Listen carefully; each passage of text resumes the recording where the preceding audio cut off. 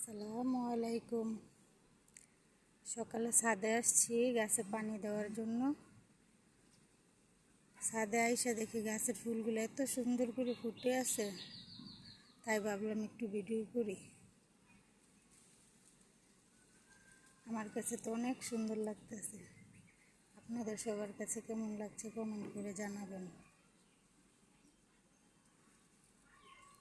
মাশাআল্লাহ, ওই বাগানে একটা বিড়াল যাচ্ছে।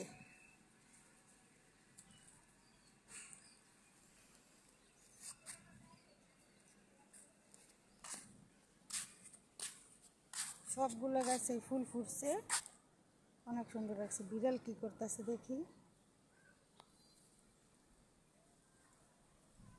বিড়াল ম্যাও ম্যাও।